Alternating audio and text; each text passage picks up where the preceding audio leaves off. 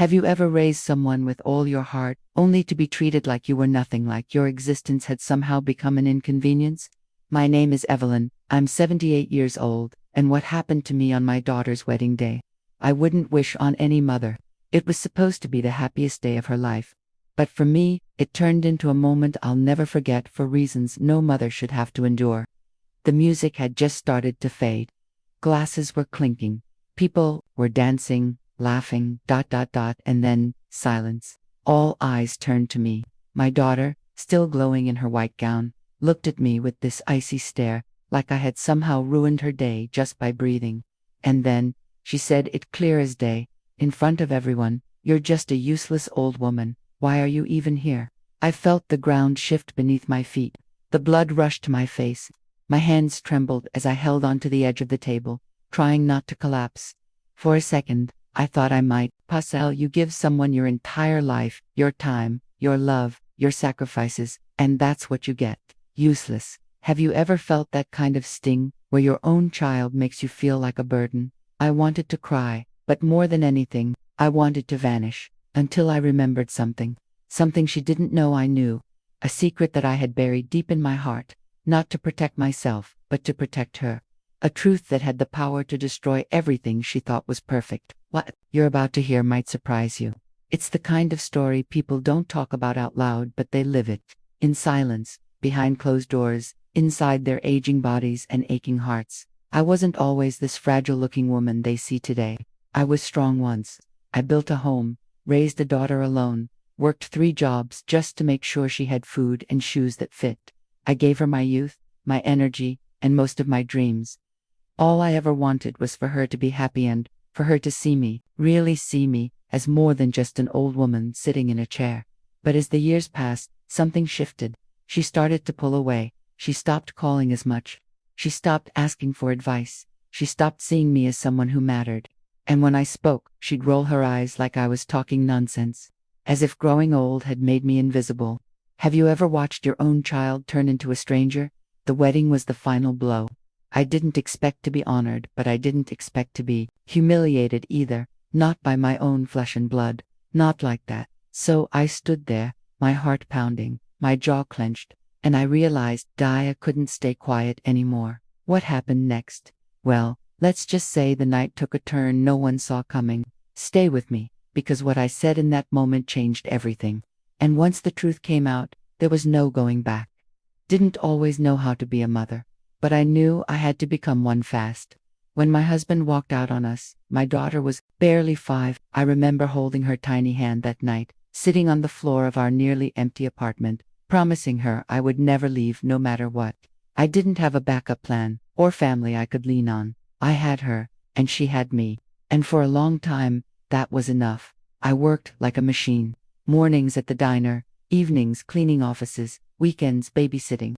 My hands were always sore, my feet swollen, my eyes constantly fighting sleep, but I did it with pride, because every dollar I earned meant I could put shoes on her feet, books in her backpack, and food on the table. I skipped meals so she wouldn't have to. I wore the same coat for 9 winters. I said no to dates, to dreams, to rest, all because I was saying yes to her future. She was a quiet little girl, always watching me. I could tell she noticed the sacrifices, even if she didn't understand them fully. There were nights when I'd find her drawing pictures of us, just me and her, always holding hands. Those drawings meant the world to me. I kept them in a shoebox under my bed for years. They reminded me that love, no matter how tired or broke I felt, was still there. As she got older, I started to feel that distance grow. It wasn't sudden, it crept in like fog, barely noticeable at first. She stopped asking me to walk her to school. She rolled her eyes when I corrected her. At 16, she started calling me dramatic every time I tried to talk about emotions. I figured it was just teenage stuff, normal, right? All kids pull away a little. But it didn't stop. By the time she turned 20, she barely looked me in the eye. She went off to college on a partial scholarship. I helped with the rest, taking on a night shift hand when she came back on holidays. It was like hosting a guest. She spoke fast, stayed on her phone, talked about people I didn't know, and didn't seem to care that I didn't. I'd cook her favorite meals, but she'd pick at the food and say she was on some new health kick. I used to wait for those visits like they were a blessing.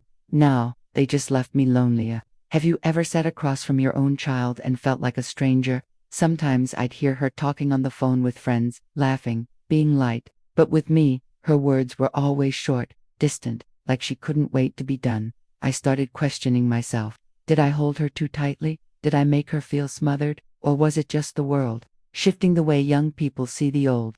I didn't know. All I knew was that my presence, once her whole world, now felt like an inconvenience. Still, I kept showing up, at birthdays, graduations, and eventually the wedding planning. She didn't ask for help, but I offered. I tried to be careful, not to say too much, not to step on any toes. When I mentioned a few ideas, songs, flowers, little touches from our family traditions, she dismissed them with a forced smile and a thanks. Mom, but we've got it under control. That phrase haunted me. We've got it under control, like I was the one out of place. And yet, I stayed silent. I wanted her day to be beautiful, even if I wasn't part of it the way I had imagined. But deep down, it hurt. The feeling of being excluded from your own child's joy is a quiet kind of grief, a grief that has no funeral, no condolences, just silence, and maybe a tear or two that no one notices. Then came the wedding day. I tried to look my best. Wore the dress she once said made me look elegant. I brought her a necklace that had belonged to my mother, hoping she'd wear it for luck. She didn't even open the box. She was too busy, too distracted, too far away, standing just a few feet from me. And then, that moment, that sentence, those 4 words, "You're a useless woman." I've played them over and over in my mind. I've questioned what I did to deserve them, but no answer comes. Only this cold realization that maybe the love I gave wasn't enough to change the person she became. Or maybe it was too much. Now I want to go even deeper into this. Because behind that wedding smile, behind the polished speeches and the staged photos, there was a truth one I carried alone, a truth she never imagined would come to light.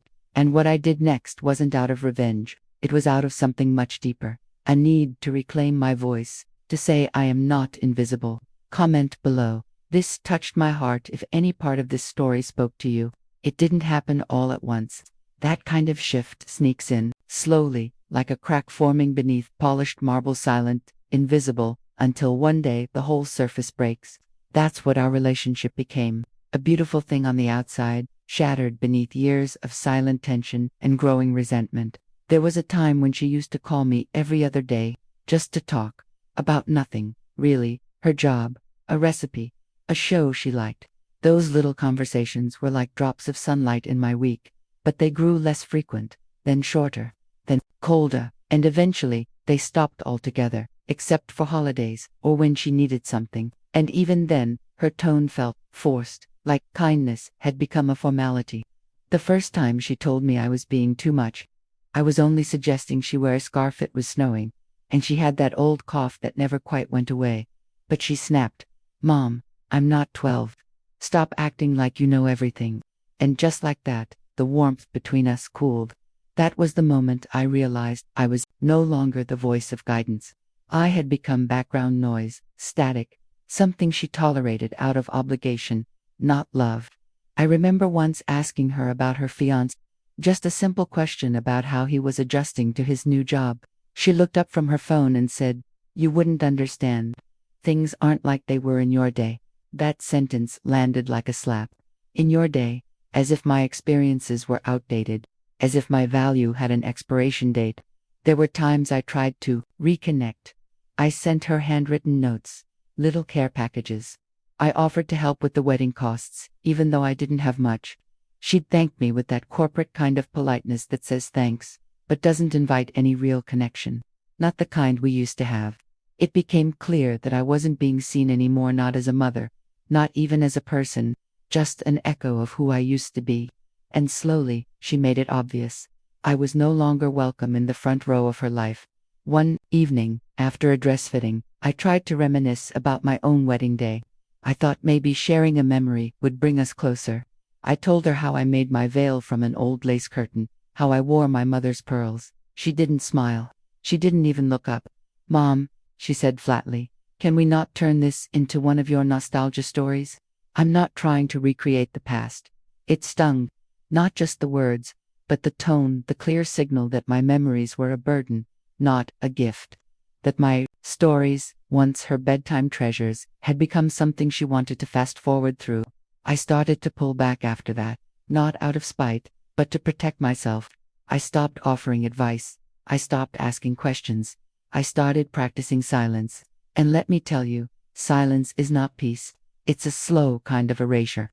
Every time I held my tongue, a little piece of me went with it. And yet, despite everything, I kept showing up. Because that's what we do, right? Even when they push us away, we stay. We love them in the cracks. We love them through the rejection, through the distance, through the casual cruelty that hides behind the excuse of being busy or stressed or focused on career. But there's only so much erasing a person can take before they stop recognizing the reflection in the mirror. I started to feel like a ghost in her life. Present, but not seen. Still breathing, but somehow irrelevant. Like I was slowly fading into the background of her big picture, while she painted over everything that once mattered between us. It's a strange thing, growing old. People treat it like a flaw, like aging is something shameful or embarrassing. They forget that inside this aging body lives a mind still sharp with memory, a heart still soft with love, and a soul still brimming with fire. But to her, I was outdated, overbearing, in the way. Even when I was quiet, I was too loud. Even when I gave space, I was too close. It's a special kind of pain to know your presence causes someone discomfort, especially when that someone is your own child.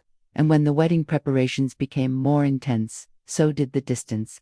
I offered to handle a few small tasks, fold the napkins, prepare some welcome baskets for the guests. She smiled politely, placed her hand on mine, and said, "That's sweet, Mom, but we already have a team handling everything. I don't want you to get overwhelmed." Overwhelmed. She used to brag about how strong I was, how I could fix a leaking sink and balance the budget in the same breath. But now she looked at me like I might break at any moment, as if age had somehow erased everything I'd ever done, every lesson I had taught her. I wasn't her hero anymore. I wasn't even her helper. I was just there. It wasn't one sentence that broke me. It was the accumulation, the quiet dismissals, the polite exclusions, the decisions she made without me, even when they involved me, the photos she took with everyone except me, the guest list she showed me only after it had been finalized, the feeling that I had become a prop in her wedding, someone to place in a corner so no one could say I wasn't invited. Now I want to go even deeper into this subject. Because what unfolded that night at the wedding, what led me to do what I did, wasn't just about anger. It was about reclaiming my dignity, about saying, enough. It was about exposing a truth she thought would stay buried forever, a truth that, once revealed, would change everything, just for her, but for every person in that room who thought they knew her. Right there, I'm on this journey too, if you've ever felt this invisible pain. Weddings are supposed to be about joy, about family, about coming together to celebrate love. But from the moment I stepped into that venue, I knew something wasn't right. I could feel it in my chest, a tightness I couldn't shake. Like I had walked into someone else's party, one where I wasn't truly welcome. Everything looked beautiful. I won't lie, the flowers were stunning, the music soft and expensive, the guests perfectly dressed, but there was something else in the air, a coldness, not from the room, but from her, my daughter, the woman I had carried, fed, raised, fought for, barely looked in my direction. I was escorted not by her, of course, but by one of the planners, to a table in the far back corner, near the bathrooms. I thought it was a mistake at first.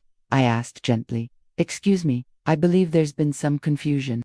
But the girl just smiled and said, "No, ma'am, this is correct." The table was half empty. Strangers, people I'd never met. Some were already sipping wine, checking their phones. No one asked who I was. No one cared. I sat quietly, smoothing my dress with trembling hands, pretending not to notice how close the trash bins were. I could barely see the dance floor. When the ceremony began, I strained to catch glimpses of her walking down the aisle. She was radiant, I admit that. She looked like a magazine cover bride. But she never turned her head, never searched the crowd for my face. Not even once. I sat there clapping like everyone else, my heart breaking in slow motion. After the vows, after the toasts and the cake cutting, I finally gathered the courage to approach her. Not to cause a scene, not even to complain. I just wanted to say something a mother should be allowed to say on her daughter's wedding day. You look beautiful. I'm proud of you. I walked up between songs, when most people were on the dance floor. She was standing with her new husband and some friends, holding a champagne glass. I touched her arm gently, smiling. She turned, and in that moment, something shifted in her eyes. Like I had ruined something sacred just by being there. She didn't even wait for me to speak. With that same cold, practiced tone she'd used a dozen times before, she looked straight at me and said it. Why are you even here? You're just a useless old woman. I can still hear the clink of someone's glass falling, the silence that followed. Even the DJ paused the music. Heads turned. A few people gasped. One woman mouthed, "Did she just?" It felt like the walls closed in on me, like I was standing naked in the middle of the room. My cheeks burned, my throat tightened. For a moment, I thought I might fall, but I didn't. I stood there. Every nerve in my body wanted me to run, to disappear, to melt into the carpet and never speak again, but I didn't move. There's a kind of humiliation that doesn't scream. It doesn't cry or shout. It just settles over you like a thick fog, making it hard to breathe. That's what I felt. Not just shame, but betrayal. That in front of all those people, she'd reduce me to nothing. Erase me with 4 words. I didn't raise my voice. I didn't cry. I looked her straight in the eye, and I felt something shift, not in her, but in me. A line had been crossed. A piece of me that had been soft for decades, suddenly hardened. Something inside whispered, "No more." And that's when I remembered the truth I had buried. The one I never intended to speak. A truth I had kept hidden, not to protect myself but to protect her. For years, I convinced myself that silence was a form of love, that keeping that secret made me noble. But in that moment, her words shattered every justification I had ever built. Now I want to go even deeper into this subject, because what happened next wasn't planned. It wasn't dramatic or rehearsed. It was a response, a shift in mentality, a quiet decision to stop disappearing. And it revealed something no one in that room was ready to hear. Comment below. This makes sense to me if any part of this story touched your heart. It's strange, isn't it? How just a few words can unlock something inside you that's been buried for so long, you forgot it was even there. As I stood in that silence, my daughter's cruel words still echoing in the air, felt a shift, not just in the room, but in me. There's a breaking point we all have. Some people scream when they reach it. Some cry, others collapse. But for me, it was something quieter, more powerful. It was clarity. I had spent so many years protecting her from the truth, from consequences, from herself. But in that moment, I realized that my silence wasn't love anymore, it was permission, and I couldn't give it any longer. She called me useless, in front of everyone, as if I hadn't seen the truth, as if I hadn't stood in the shadows and watched her perfect little world form cracks behind the scenes. What she didn't know was that 5 days before that wedding, I had gone to the cafe near the old train station. I go there sometimes to sit quietly with my coffee and watch people come and go. It's a habit I picked up after retirement. People watching, I call it. It reminds me that life keeps moving, even when we feel stuck. That day, I saw something I wasn't meant to see. He was there, her fiancé, dressed casually, looking relaxed, sitting outside at one of the corner tables. I almost didn't notice the woman who joined him. She was younger, maybe late 20s. She had red hair and a laugh that carried across the street. At first, I thought maybe it was a cousin, a coworker, someone from his past. But the way he looked at her, the way he leaned in and touched her hand across the table, it wasn't friendly. And then he kissed her. Not a quick, awkward mistake, not a polite goodbye, a kiss. Deep, long, and familiar, like to people who had done it 100 times before, like it wasn't even something to hide. I froze. I sat there with my coffee cooling in my hands, my stomach twisting into knots. I remember thinking, do I tell her? Do I break her heart 5 days before her wedding? Do I destroy her perfect image of this man she's about to vow her life to? Or do I stay silent because maybe it was a mistake, a misunderstanding, something that didn't mean anything, but I knew better. I know what I saw. Still, I chose silence, not because I was afraid, but because I didn't want to be the villain. I thought, maybe it's not my place, maybe she'll never find out, maybe it'll pass. I convinced myself that holding the truth was the kinder thing to do, that she would hate me for saying it, and maybe, Maybe I was just tired of being hated. But when she stood there, her voice cold, her eyes filled with disgust and humiliated me in front of everyone, something in me snapped. I straightened my back.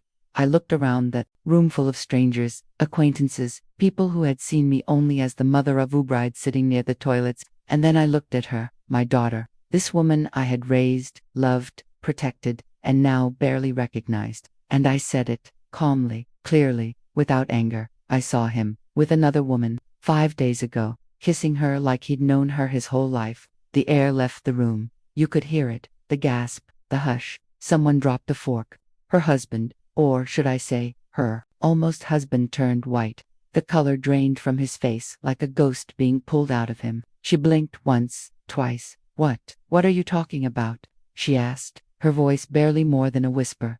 I didn't want to say anything, I replied. I thought maybe it wasn't my place.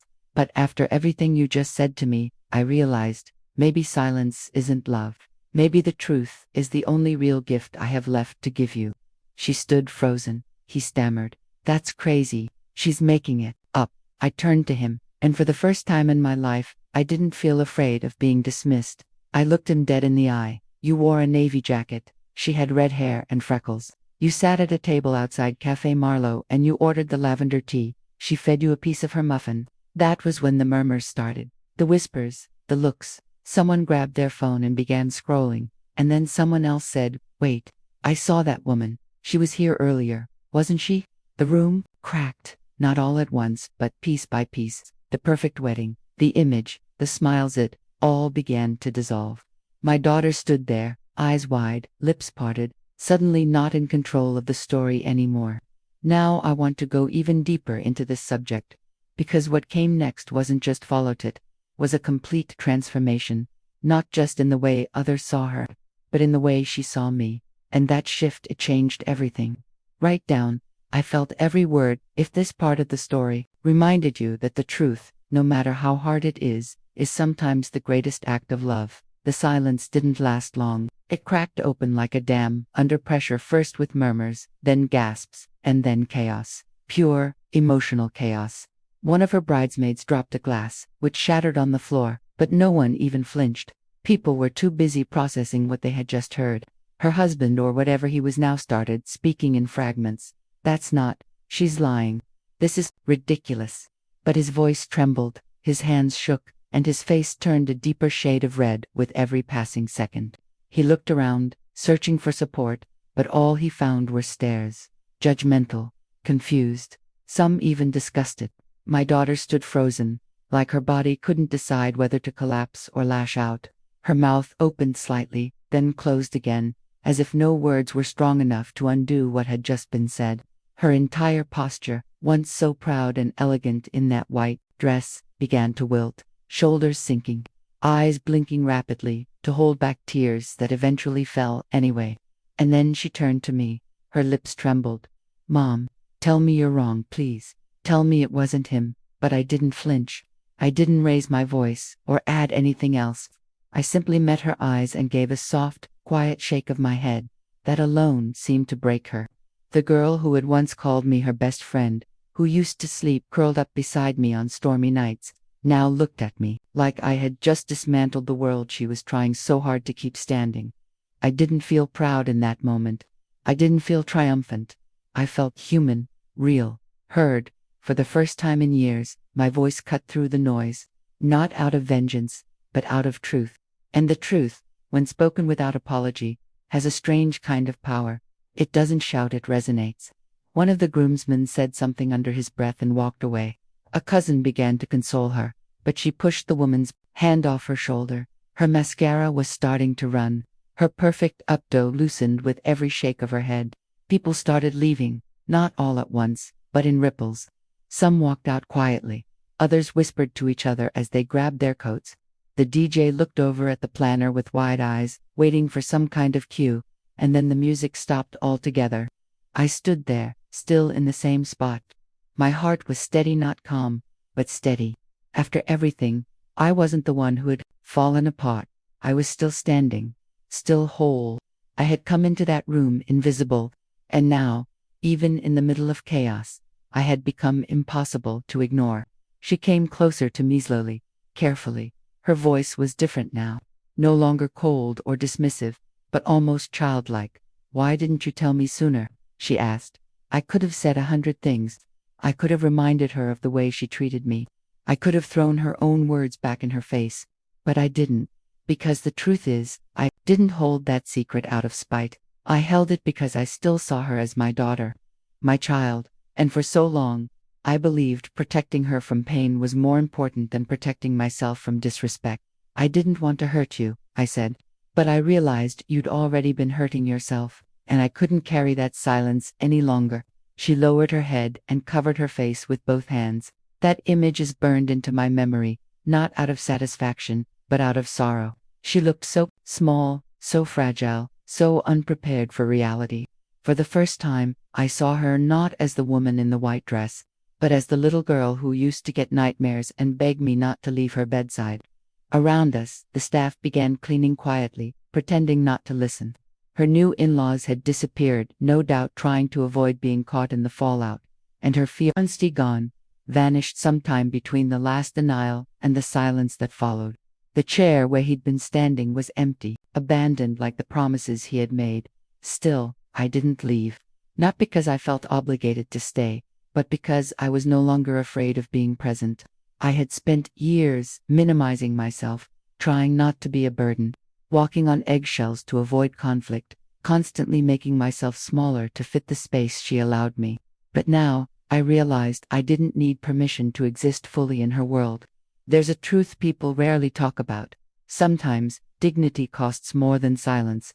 Sometimes the only way to be respected is to speak the thing that everyone else is too afraid to say. And sometimes, what looks like destruction is actually the beginning of transformation. That night, the fairy tale burned. The image, the fantasy, the picture-perfect love story, it all went up in smoke. But in its ashes, something else started to form. Not instantly, not clearly, but it was there. A raw kind of clarity. The first crack in a very thick wall. Now, I want to go even deeper into this subject, because what happened after the guests left, after the tables were cleared and the music silenced, revealed the most unexpected part of all. What happens when a daughter finally sees her mother, not as a shadow, but as a mirror. Comment below. This makes sense to me if any part of this story reminded you that even the hardest truth can bring a new beginning. The room eventually emptied. The music had long stopped, the lights dimmed, and what remained was the echo of what had been said, and the silence of what still needed to be understood. My daughter sat alone at a table, no longer surrounded by admirers or smiling guests, but by the wreckage of a moment that stripped away every illusion she had carefully built. She didn't speak right away. I watched her from a distance, unsure whether to approach or give her space. For once, I let her decide.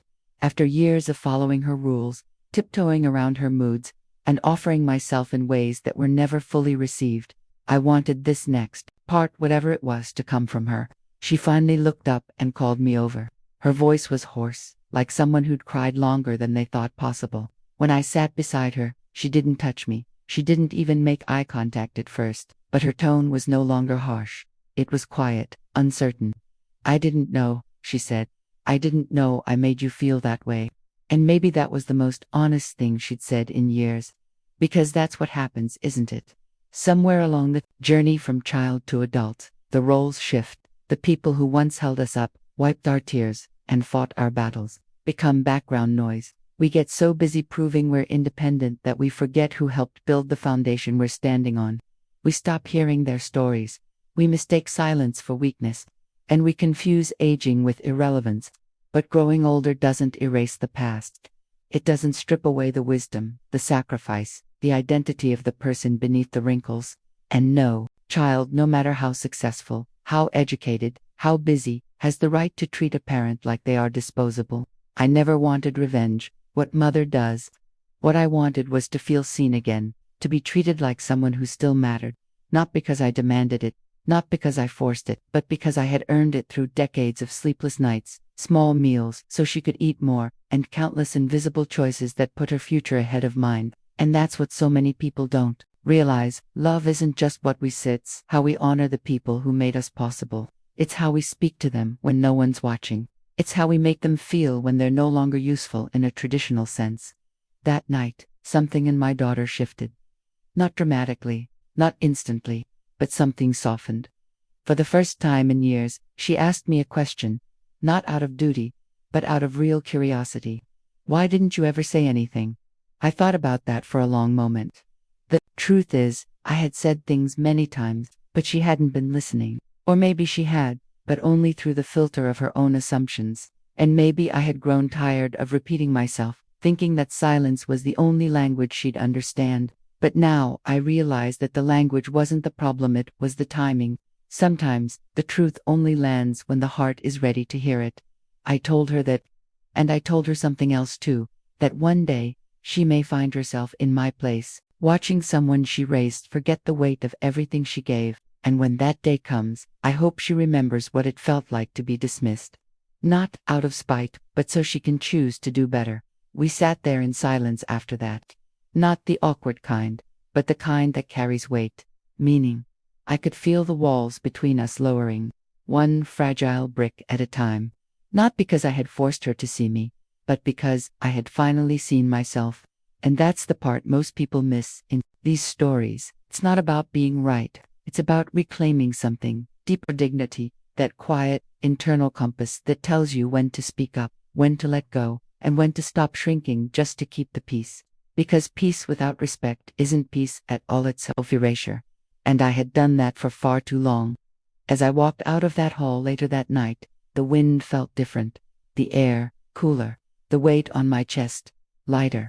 It wasn't just because I had spoken the truth, but because I had finally allowed myself to stop apologizing for needing to be treated like a human being. Now I want to go even deeper into this subject, because this wasn't just my story, it's the story of thousands of mothers, fathers, elders who go unheard. It's about the power of one moment, one decision, to change the entire direction of a relationship. And what came after that night wasn't what I expected. But it became the beginning of something real. Comment. I'm on this journey too. If you've ever felt that, sometimes the hardest truth to tell is precisely the one that frees you the most. In the days that followed, things didn't magically fix themselves. There were no dramatic apologies written in the sky, no sweeping hugs under the rain. Real transformation doesn't come wrapped in theatrics. It happens in the quiet, in the decisions we make when no one is watching, in the way we start showing up differently, not just for others, but for ourselves. She called me the next morning. Her voice was hesitant, like she didn't quite know how to begin. And honestly, I didn't know how to receive it either. We were both walking into unfamiliar territory. But something had cracked open between us, and I wasn't about to close it again. Not this time. We talked about the wedding, about what I saw, about everything that had been unspoken for so many years. And then, about us. Not just as mother and daughter, but as two women who had somehow lost sight of each other along the way. I told her things I had never voiced before, because I didn't want to, but because I didn't know if she was ready. I spoke about the loneliness that comes with growing older, not just physically, but emotionally, the invisibility, the silence, the slow fading out of rooms where we once stood with pride. And to my surprise, she listened. For the first time in years, she didn't interrupt. She didn't rush to defend herself. She just listened. I could feel the weight of that silence between us, not as something empty but as something sacred. A space finally cleared of blame and noise. A space where truth could finally be placed down, like a fragile offering, and be met with care instead of contempt. She cried. Not the dramatic, performative kind, but the soft, guilt-soaked tears of someone who finally realizes the impact of their absence. And that's when I knew something had shifted, not just in her, but in me too. I wasn't looking for validation anymore. I wasn't begging to be seen. I had already seen myself, fully. And in that self-recognition, I had found something far more powerful than her approval. I had found my voice again. That's the thing people forget about aging. We don't lose our value. We just stop being asked what we think. We get shelved, as if wisdom has an expiration date. But there's power in reclaiming space, in refusing to become a ghost in your own family, in gently but firmly reminding others that you are still here, still whole, still worthy of respect. I won't pretend everything changed overnight. Relationships don't heal that way. They don't repair themselves with one phone call or one tearful moment of clarity. Healing is a process, one that requires willingness on both sides and patience to rebuild what was left neglected for so long. But something began that night, a new chapter, a subtle rewiring of how we speak to each other, how we pause before reacting, how we show up in moments that matter. And for me, that was enough. Not because it made up for the past, but because it gave meaning to everything I endured in silence. What I realized most is this: being a mother doesn't mean sacrificing your dignity. Love doesn't have to come with erasure. You can give your heart without handing over your voice. You can be present without being invisible. And sometimes, the most loving thing you can do for your child is show them the boundaries they forgot existed. Because the truth is, children don't just learn from our support, they learn from our strength. They watch how we navigate pain, how we stand back up after being torn down, how we speak our truth even when it's uncomfortable. And maybe, just maybe, those lessons become their compass when they're lost. That night, I didn't just speak the truth to my daughter. I reminded myself of who I've always been, not just a mother, but a woman, a witness, a survivor. And that woman, she still has stories to tell. She still has value. She still has a place at the table. Now, I want to go even deeper into this subject, because what I felt that night wasn't just personal, it was something I know so many others carry too. That heavy question that sits quietly in the hearts of parents everywhere. Am I still needed? Am I still loved? Or have I become a burden? Comment. This makes sense to me if you've ever felt this emptiness too, even when surrounded by people who should see you. And if you've made it this far, thank you. Truly, that means this story touched something real inside you. Maybe a memory, maybe a scar, maybe just that quiet need to feel seen and understood. That's why I shared it. Not to dramatize pain, but to turn experience into reflection. If what we talked about today gave you clarity, or even just a soft "I'm not alone in this," then this space has already served its purpose. And if it feels right to you, I'd love to have you here for the next stories too. So go ahead and subscribe, not out of pressure, but because this kind of conversation deserves to continue. And if you're still with me now, drop a comment below and write, "I'm with you till the end," just so I know who felt every step of this story along with me. And if this video helped you in some way, leave a like so we can keep filling this channel with moments that matter. There's a video right here that continues this journey. Click it and come with me. The next story might just be a mirror to